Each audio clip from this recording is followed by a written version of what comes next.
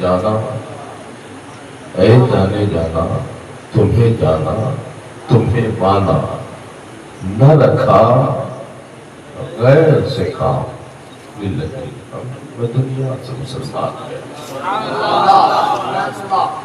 دنیا کے مکر اور فریب سے بچ کر رکھنا اور مصطفیٰ کی ذات سے اپنی فکر کو وابستہ رکھنا، یہی اہل سنت والجماعت کا ایمان و عقیدہ ہے۔ آج کے اس لاحولاب کے زمانے میں جب زمانہ اپنے آپ کو چاند پر پہنچتا ہوا دکھا رہا ہے، سورج پر پہنچتا ہوا دکھا رہا ہے، میں کہوں گا تمہارا پہنچنا یہ کوئی کمال کی بات نہیں ہے۔ سورج و چاند کو قدموں کو بلانا یہ مصطفیٰ کا کام ہے۔ سورج الٹے پاؤں پلٹے، چاند اشارے سے وہ جاگ، اندھے نزدیک دیکھ لے قدرت رسول اللہ۔ وہ جہنم میں گیا جو ان سے مستغنی ہوا، اے خلیل اللہ کو حاجت رسول اللہ۔ ہمارا عقیدہ عقیدہ اہل سنت، اس عقیدہ اہل سنت کی فکر یہ ہے کہ ہم مصطفیٰ کی ذات سے محبت کرتے ہیں اور پھر خلیفہ اول سرکار سیدنا صدیق اکبر کو مانتے ہیں، خلیفہ دوم سرکار سیدنا فاروق اعظم کو مانتے ہیں، خلیفہ سوم حضرت عثمان غنی کو مانتے ہیں، خلیفہ چہارم حضرت مولا کائنات کو مانتے ہیں۔ یہی اہل سنت کی جماعت کا ایمان و عقیدہ ہے۔ دنیا کی اس پرفتن دور میں اپنے اپنے انداز میں زندگی گزارنے والے وہ اپنی فکر کی روشنی میں زندگی گزارتے ہیں، دراصل قرآن و حدیث کی روشنی میں اگر زندگی گزارنا چاہتے ہو تو قرآن نے ہمیں ایک راستہ دیا ہے جس راستے کا نام صراط مستقیم ہے، اور اس راستے پر جو اپنی مرضی سے چلتا ہے وہ بہت کر کبھی سہارنپور کبھی گنگوہ نانوتہ چلا جاتا ہے۔ جو قرآن و حدیث کو قرآن کے راستے کو سمجھتا ہے اور اولیاء کرام کے بتائے ہوئے اصولوں کی روشنی میں جو زندگی گزارتا ہے وہی جنت کا حقدار بن جایا کرتا ہے۔ ہر دور میں ظلم نے سر اٹھایا ہے، مگر اس دور میں کسی نہ کسی نے اس ظلم کے سر کو کچل ڈالا ہے۔ آج پوری دنیا میں مسلک اعلیٰ حضرت امام اہل سنت کو جانا جا رہا ہے۔ امام احمد رضا ہیں کون؟ نقی علی کے بیٹے، رضا علی کے پوتے، جس سے دنیا آج امام احمد رضا ہے۔ صرف خاندانی بنیاد پر اگر آپ جانیں گے تو خان سے تعلق رکھنے والی ذات کا نام امام احمد رضا ہے، مگر اگر نسبت کی بنیاد پر چلیں گے، طریقت کی بنیاد پر چلیں گے، یہ وہ اس ذات کو احمد رضا کہتے ہیں جسے شاہ فضل اللہ کا انتخاب کہا جاتا ہے، اسی کو دنیا اعلیٰ حضرت امام احمد رضا۔ نعرہ تکبیر، نعرہ رسالت۔ وہ امام احمد رضا جس نے آج کا دور ہوتا اور اتنی بلندی پر کوئی پہنچ گیا ہوتا تو یقیناً آگے چل کر اس کو پھسلنا ہی تھا، اور وہ پھسل کر کہیں نہ کہیں اپنی کوئی نہ کوئی اپنی نئی شناخت بنانے کی کوشش کرتا۔ مگر اتنی بلندیوں پر پہنچنے کے بعد بھی امام احمد رضا کو جب لوگوں نے نئے نوٹیفیکیشن جاری کرنے کی بات کہی ہے تو بریلی کے مجدد نے یہی کہا ہے، کروں مت ہو اہل دبل رضا، پڑے اس بلا میں میری بلا میں گدا ہوں، اپنے کریم کا میرا دین پا رہے۔ سبحان اللہ۔ آج کچھ تھوڑا سا سرمایہ ہو جائے تو انسان اپنی چال ڈھال بدل دیتا ہے، تھوڑا سا علم ہو جائے تو لوگ اپنے آپ کو کیا کیا سمجھنے لگتا ہے، مگر ساری سب کچھ نعمتیں ہونے کے باوجود بھی بریلی کے احمد رضا کی یہی بولی تھی کہ جب تک بکا نہ تھا تو کوئی پوچھتا نہ تھا، تم نے خرید کر ہمیں انمول کر۔ آج کے صادق وہ احمد رضا تھا۔ آج اس پرفتن دور میں اپنی اپنی شناخت اور اپنی اپنی ٹریڈ مارک اور اپنی اپنی پہچان بنا کر گھوم رہے ہو، غیاث الدین احمد قادری آپ کو یہ پیغام دینا چاہتا ہے، اپنی شناخت اپنے خاندان کی بنیاد پر اپنی شناخت مت بناؤ، مصطفیٰ کے وفادار کی بنیاد پر اپنی شناخت بناؤ، تاکہ تمہاری دنیا بھی اس پر جائے اور تمہاری آخرت بھی اس پر۔ کسی اور کے قدم چومنے سے پہلے اپنے والدین کے قدم چومنے کی اپنے اندر فکر پیدا کر لو، دنیا کی ہر اونچائیوں پر تم پہنچتے ہوئے۔ کسی کی چاپلوسی کے لیے اپنی زندگی کے سرمایہ کو صرف مت کرو۔ رب نے اگر سرمایہ دیا ہے تو پہلے اپنے والدین کے لیے اچھی فکر کا انتظام کرو، اس کے بعد پھر اس سرمایہ کو اور بلندیوں کی طرف لے جانے کا انتظام کرو۔ اس فکر کو فکر رضا کہا جاتا ہے۔ تھوڑی سی شہرت اور تھوڑی سی ہی کچھ بلندی مل گئی تو انسان اپنا ایک نیا سرکل تیار کر دیتا ہے۔ خدا کا شکر ہے 1400 سال سے لے کر اب تک جتنے بھی جنتی ہیں انہوں نے اپنا کوئی نیا سرکل تیار نہیں کیا ہے، بلکہ جو صحابہ کا طریقہ تھا، بزرگان دین اور اولیاء کرام کا طریقہ تھا، اسی طریقے کار پر اپنی زندگی کو گزارتے رہے اور اسی سرکل اور اسی فکر کو فکر رضا کہا جاتا ہے، مطلب کہ اعلیٰ حضرت کا۔ سبحان اللہ سبحان اللہ۔ ہمارا یہ دائرہ کیا ہے صاحب؟ کسی کا کوئی دائرہ نہیں ہے، سب غوث اعظم کے دائرے میں۔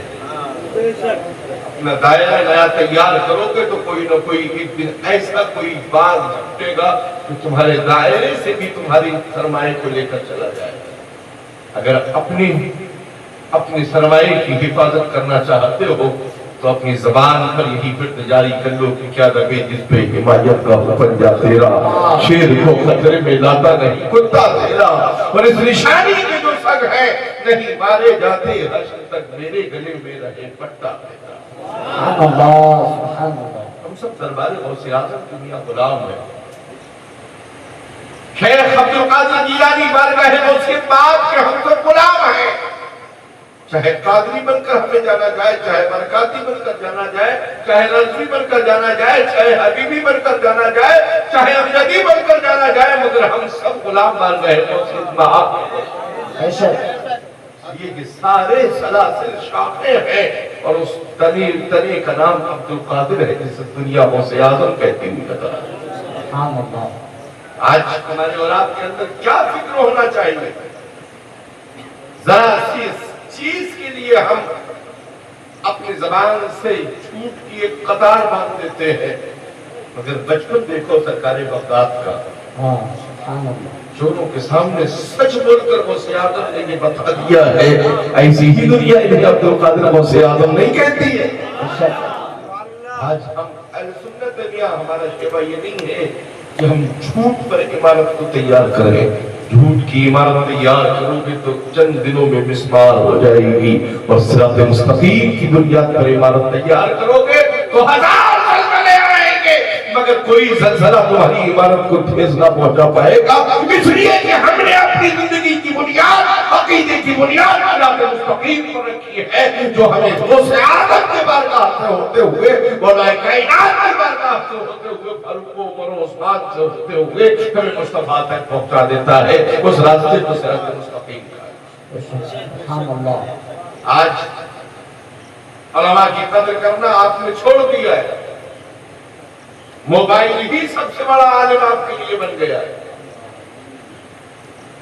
حضرت موبائل کی قدر کرنا بند کیجئے، علماء کی قدر کرنا سیکھ لیجئے کہ یہ نبی کے وارث ہے، انبیاء کے وارث ہے۔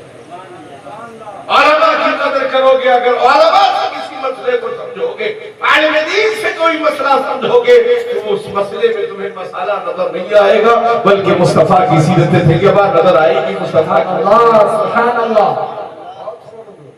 آج واٹس ایپ پہ فیس بک پر لوگ مسائل اپنے حل کر رہے ہو، فیس بک اور واٹس ایپ پر مسائل حل کرو گے تو تمہاری زندگی جہنم ہو جائے گی، اور اگر علماء کے قریب ہو کر اپنی زندگی کے مسائل کو حل کرو گے تو تمہاری زندگی گل گلزار ہوتی ہوئی نظر آئے گی۔ حدیث سمجھانا یہ فیس بک کا کام نہیں ہے، حدیث رسول سمجھانا ایک عالم دین کا کام ہے، ایک مفتی دین کا کام ہے۔ اس کے نکات کیا ہے، اس کے تاثرات کیا ہے، اس کی فکر کیا ہے، یہ حضرت موبائل کیا بتائے گی؟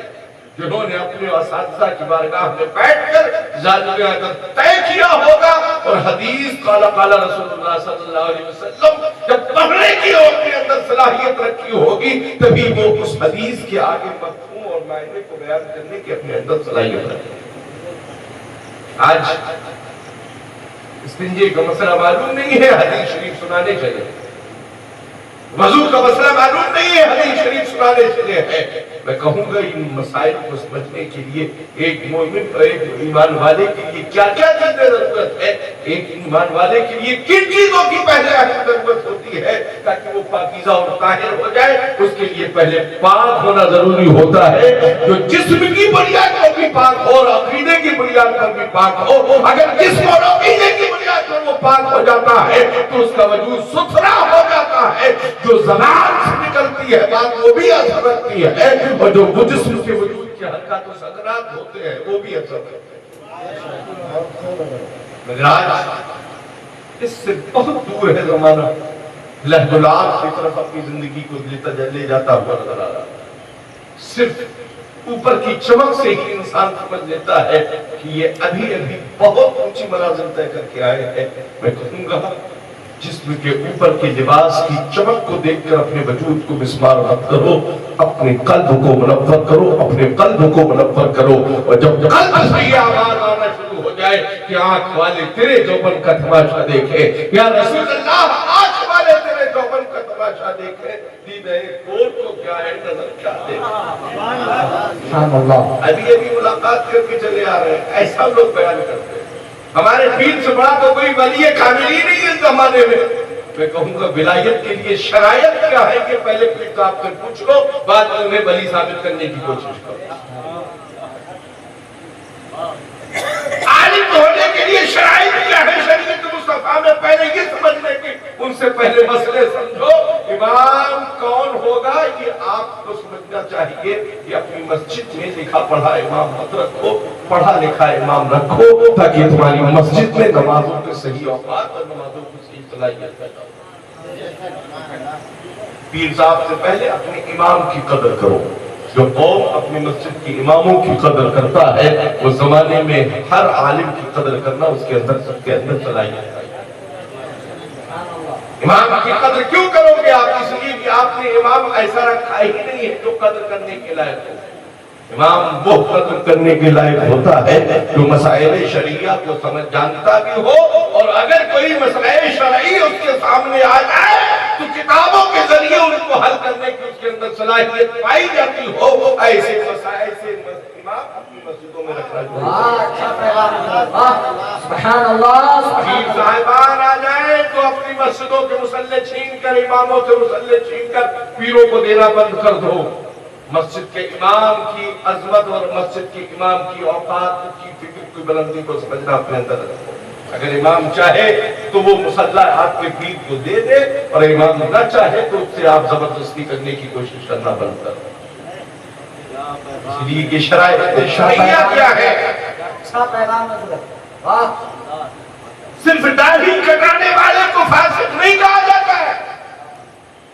شرائط شریعہ میں کس کس کو فاسق کہا جاتا ہے, اس کی بھی اپنے اندر صلاحیت پیدا کی. صرف پیر صاحب آپ عرش اعظم سے ابھی چلے آ رہے ہیں, یہ سمجھانے کے زمانے کو کوشش مت کرو. آج ہمارے اندر یہ کب پیدا ہوگا؟ جب ہم اور آپ علم سے قریب ہوں. علم سے تو قریب ہونے کی ضرورت نہیں ہے, صرف چغلی کرنا ہمیں آتا ہے, دوسروں کی غیبت کرنا آتا ہے, دوسروں کی برائی کرنا آتا ہے. میرے بھائی یہ ایمان والوں کا شیوا نہیں ہے. ایمان والوں کا شیوا تو یہ ہے, یا رسول اللہ سرور کہوں کی بالوں کو مولا کہوں تجھے, باب خلیل حکل زیبا کہوں تجھے, لیکن رضا دے خط میں سخت اس پہ کر دیا خالق کا بندہ خلق کا آقا کہوں. سبحان اللہ سبحان اللہ.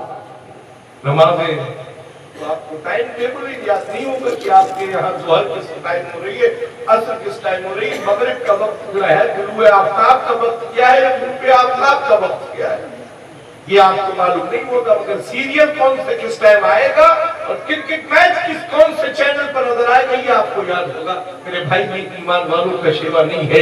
ईमान वाले को ये मालूम होना चाहिए कि फजर का नमाज का वक्त कब होगा, कब तुलुए आफताब होने वाला है, कब ज़ोहर का वक्त दाखिल होगा, कब तक असर पढ़ी जा सकती है, कब मगरिब का वक्त होगा, कब इशा का वक्त शुरू हो रहा है, हमारे यहाँ अज़ान का वक्त क्या है, हमारे यहाँ जमाअत का वक्त क्या है।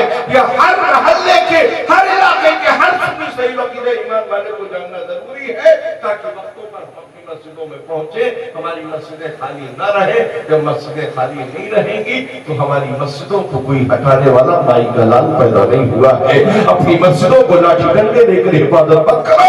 अपनी मस्जिदों की हिफाजत चाहते हो तो अपने सजदों से मस्जिदों को आबाद कर दो। कोई बखर अल्लाह तबारक व तआला उसकी हिफाजत करता हो।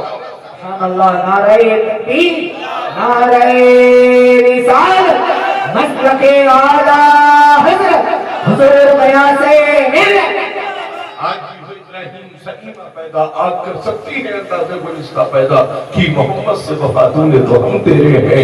ये जहाँ चीज है क्या लो कलम। सुभान अल्लाह। आज जरूरत किस चीज की है माशरे को मेरे भाई? आजादी की बहुत सी जगहों पर कंफ्यूज होती है। इस्लाह है माशरा। अरे माश इस्लाह करने से पहले खुद अपनी तो इस्लाह करो, बाद में फिर माशरे की इस्लाह करना। ये जो लोग इस्लाह करने आते हैं वो पहले अपने अकीदे की इस्लाह करके आए, बाद में कौम की इस्लाह करेंगे। खुद तो राहों से भटके हुए हैं, लोगों की इस्लाह करने निकले। इस्लाह क्या है? इस्लाह कैसे होगी? हमारी इस्लाह ये होगी कि हमारी बेटी का रिश्ता भी सुन्नी सहीउल अकीदा के यहाँ होगा और हमारे बेटे की शादी भी सुन्नी सहीउल अकीदा के यहाँ होगी। ये माशरे की असली इस्लाह। जब दोनों जानिब अहले सुन्नत होंगे तो फिर किसी गैर की एंट्री हमारे घर में नहीं होगी। हमारे घर में वही आएगा जो मुस्तफा का गुलाम होगा। हमारे घर में वही दस्तरखान पर होगा जो मुस्तफा का गुलाम होगा। इसलिए कि जो हमें खाने के लिए दाना और पानी मिला है ये किसी के बाप की देन नहीं है, सरवरे कायनात किया था। दाना दाना मेरे हुजूर का है, बस खजाना मेरे हुजूर का है, ये जमाना मेरे हुजूर का है और वो जमाना मेरे हुजूर का। इसलिए ऐ लोगों, अपनी दोस्ती, अपनी रिश्तेदारी, अपने नातेदारी उनसे करना बंद करो जिनका रिश्ता मदीने वाले आका से ना हो। उनसे दूर रहो जो औलिया के बागी हो, उनसे दूर रहो जो सहाबा के बागी हो, उनसे करीब रहो जो सिद्दीक़ अकबर को खलीफे अव्वल मानते हो, उनसे करीब रहो जो फारूक आज़म को खलीफे दोइम मानते हो, उनसे करीब रहो जो खलीफे सैयद उस्मान गनी को मानते हो, उनसे करीब रहो जो खलीफे जहर मौलाई कायनात को मानते हो और सिद्दीक़ अकबर की बोली में अली को अपना मौला मानने का अपने अंदर मिला जाता है। आज नमाजों से हम दूर हैं। नमाज तो वो भी दावत देते हुए घूम रहे हैं, मगर जिनके ऊपर अभी तक नमाज फर्ज ही नहीं हुई है वो नमाज की क्या बात करें? उनके ऊपर तो सबसे पहले अभी अकीदा फर्ज है, वो पहले अकीदे की बुनियाद पर बालिग हो जाए, उसके बाद फिर नमाज फर्ज करने की बात करें। नमाज की बात वालों पर फर्ज, नमाज किसी के बाद में लाकर नहीं दी है। सरवरे कायनात के मेराज में जाकर हमको लोगों को नमाज अदा कर। नमाज बेमुस्तफा की आंखों की ठंडक है। जालिसर के लोग अगर अपनी जिंदगी अपनी फिक्र में अगर तुम्हारे अंदर मिजाज है और अकीदा रखते हो अकीदा अहले सुन्नत वाला, तो इतना जान लो नमाज मुस्तफा की आंखों की ठंडक है। अगर जालिसर का बच्चा ही अपने अंदर रहन कर ले कि आज के बाद हम नमाज कोई भी वक्त की नमाज कज़ा नहीं करेंगे, तो तुम्हारे घरों से तबाहियां दूर हो जाएगी, तुम्हारे घरों से बर्बादियां दूर हो जाएगी, तुम्हारे घरों से मुफलिसी दूर हो जाएगी, तुम्हारे घरों की तंगदस्ती दूर हो जाएगी। तुम तवन्नर नहीं बल्कि तवाना हो जाओगे, मजबूत हो जाओगे, कामयाब। नमाज हम पर फर्ज है, नमाज हम पर फर्ज है। क्यों फर्ज है? इसलिए कि हमने महबूब को जाना, महबूब को माना, महबूब के बताए हुए रसूलों की पाबंदी करने का अपने अंदर अहद किया, रब को एक जाना, कुरान को अल्लाह का कलाम माना। इसलिए हम पर नमाज फर्ज है। हम जैसे कहने वाले हैं उन पर अभी तक नमाज फर्ज नहीं है। वो चाहे घर में नमाज पढ़े, चाहे सहरा में नमाज पढ़े, चाहे कहीं रियाज में नमाज पढ़े, अगर नमाज ना उनके लिए है, ना वो उनके ऊपर पढ़ रहे हैं, जो कुछ कर रहे हैं तो बेकार। नमाज हम ईमान वालों पर फर्ज है। हर हाल में हम पर नमाज पढ़ो, चाहे हम बीमार हो या किसी भी हालत में हो, मगर हम पर नमाज पढ़ो। हमारे अंदर सकत पाई जाती है खड़े होकर नमाज पढ़ने की, तो हम उज़्र शरई अगर नहीं है तो हम खड़े होकर नमाज पढ़ें। अगर उज़्र शरई है हमारे अंदर पाया जा रहा है और वो भी इसको हम अल्लाह उसके रसूल की फिक्र की रोशनी में दिल से सही जान रहे हो कि वाकई उज़्र शरई है, तो हम बैठकर नमाज पढ़ेंगे। और उससे ज्यादा उज़्र शरई है तो हम लेट कर नमाज पढ़ेंगे, इशारे से पढ़ेंगे, जिस कंडीशन से जब तक हमारा ज़हन दिमाग माऊफ ना होगा और हमें अपने फिक्र अपने वजूद की फिक्र का एहसास होगा, तब तक हम पर नमाज पढ़ो। हर आक़िल बालिग़ पर नमाज क्या है? जोर से बोलो, फर्ज़ है। इसको बताने कोई और तरीके से नहीं आएगा। तुम ईमान वाले हो, अपने अंदर आला हज़रत का नारा लगाने से पहले 5 वक्त की नमाज की पाबंद हो। आला हज़रत का नारा लगाने से पहले, ताज शरीया की अज़मत का नारा लगाने से पहले देवबंदी वहाबियों से राब्ता करना बंद कर दो, बाद में ताज शरीया की अज़मत का नारा लगाना। बाद में खलीफा ताज शरीया लिखना, पहले सुलह कुलियत के फितरे से अपने आप को दूर कर लो, बाद में खलीफा ताज शरीया अपने नाम के आगे लिखना शुरू कर लो। ये सारी चीजें मन घड़ंत कहानियां रचना बंद करो।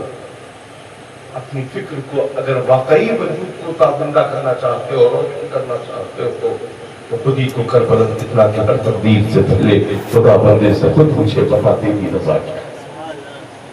आज हमारे और आपके अंदर क्या नजरियात हो रहे हैं?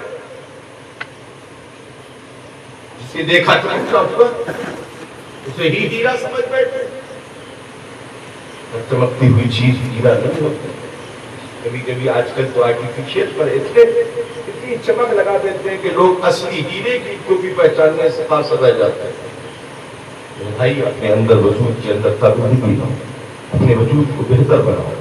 पीर साहिबान के घर बड़े बड़े नजराने भेजने से पहले अपने गरीब पड़ोसी का भी ख्याल रखना शुरू करो, ताकि उस पड़ोसी के घर में खाना बन रहा है कि नहीं बन रहा है, उस पड़ोसी के घर में उसके बच्चों को खाने के लिए उसके पास है या नहीं है, इसका पहले आपकी जिम्मेदारी बनती है कि उसका लिहाज और ख्याल।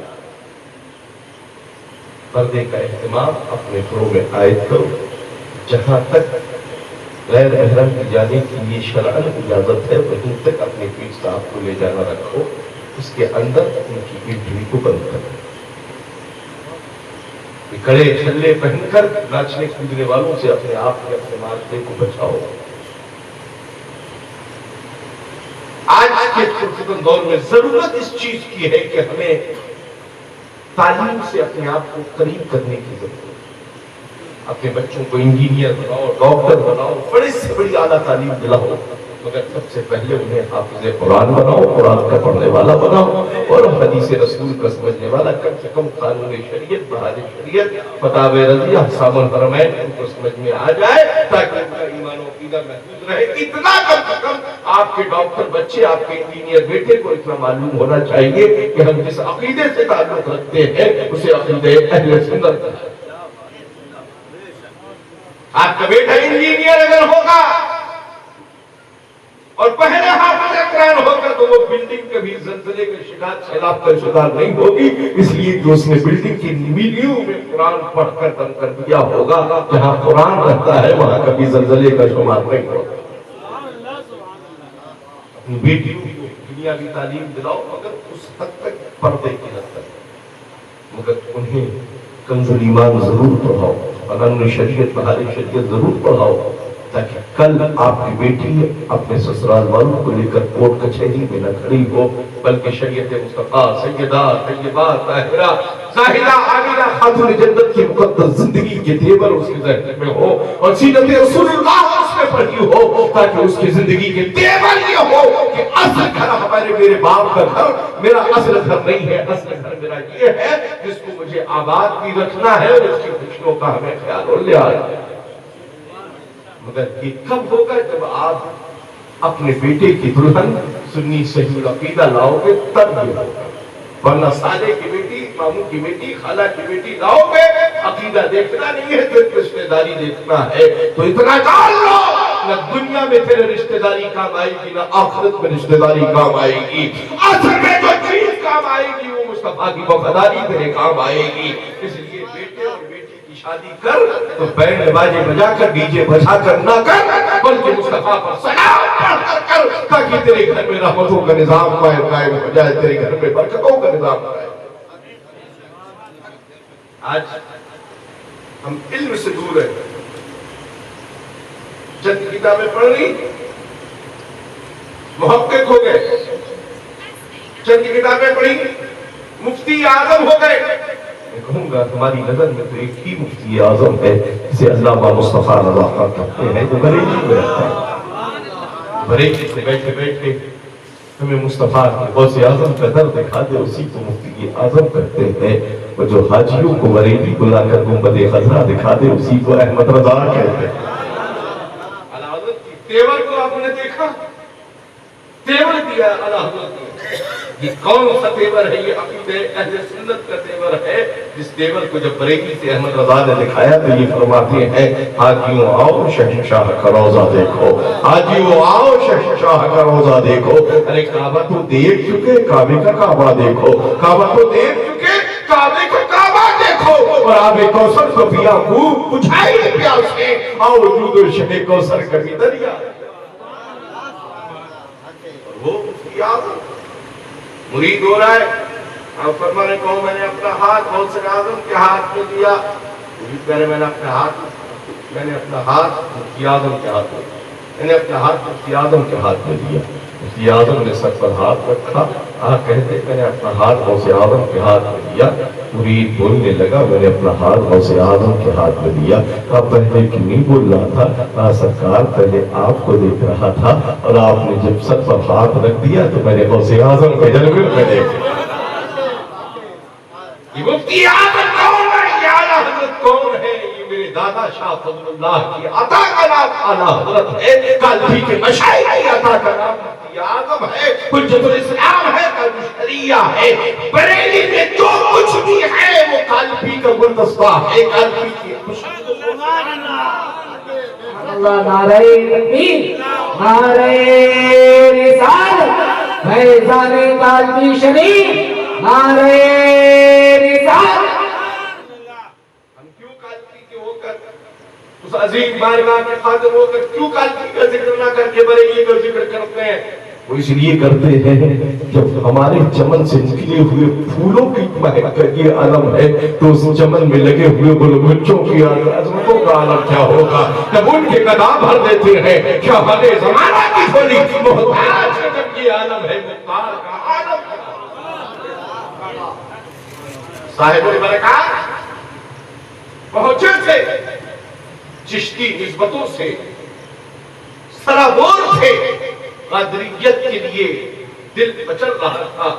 اس وقت ہندوستان میں واحد خانقاہ محمدیہ کالبی شریف ہے، جہاں سے سلسلہ کئی واسطوں سے ہندوستان میں آیا تو حضرت ابراہیم ایلچی تک پہنچا، ان سے حضرت عزیز الدین تک پہنچا، ان سے شاہ جمال الاولیاء تک پہنچا، مگر انہوں نے ان امانتوں تک پہنچا کر پھر اس سلسلہ قادریہ کو جو کالبی پہنچایا ہے تو وہ کالبی سے بڑا سلسلہ قادریہ کا جب نکلا ہے تو کہیں مشاء افضل الہ آبادی کی شکل میں نظر آ رہا ہے، کہیں حضرت شاہ صاحب البرکات سے گرامی کی شکل میں نظر آ رہا ہے۔ اسی کی ایک کڑی بن کر صاحب البرکات جب پہنچے ہیں کالبی تو قادری نسبت سے سرابور کر کے شاہ اللہ نے ان کو آگے بڑھایا اور یہ پیغام دیا، ان امانتوں کو لے کر اے صاحب البرکات، ان امانتوں کو ساتھ میں لے کر جاؤ، ان امانتوں کا امین تمہاری نسلوں میں ایک ایسا شخص آئے گا اور ان امانتوں کو اس کے حوالے کر دینا۔ حوالے رسول کا زمانہ آیا، بریلی سے مجدد امام احمد رضا جب بریلی سے حرم شریف پہنچے ہیں تو مرید کر کے بغیر عبادت، بغیر ریاضت کے، بغیر زہد کے، بغیر تقوی کے جو امانتیں کالبی کی بریلی میں موجود تھی احمد رضا کے لیے، ان امانتوں کا امین امام احمد رضا کو بنا دیا گیا۔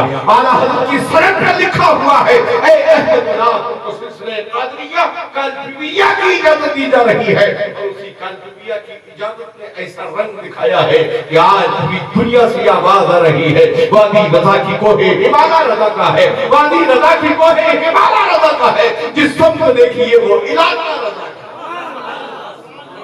इलाका रजा का है तो फिर क्यों परेशान हो रहे हो? तो धमाका भी तो रजा का ही होगा।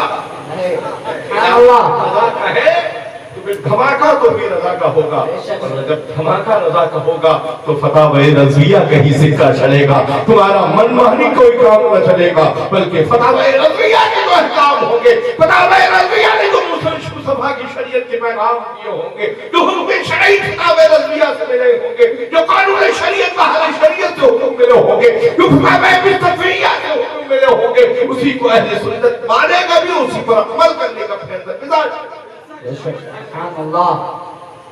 इहदिना सिरातल मुस्तकीम, कुरान ने हमें रास्ता दिया, रब करीम हमें सीधे रास्ते पर चला, वो रास्ता जिस पर तेरा इनाम है, फज़ल है, करम है, एहसान है, तो महफूज रास्ता है। मैंने पूछा क्या कोई खतरा है? बरेली का रज़ा फरमाता, सूना जंगल रात अंधेरी, छाई बदरी काली है, सूना जंगल रात अंधेरी, छाई बदरी काली है, सोने वालों जानेश्वर वालों, कौन कौन क्या कर रहा है, कब अकीदे पर डाका पड़ जाए, इसलिए ए इमाम अहले सुन्नत आला हज़रत के मानने वालों, सोने वालों जागते रहियो।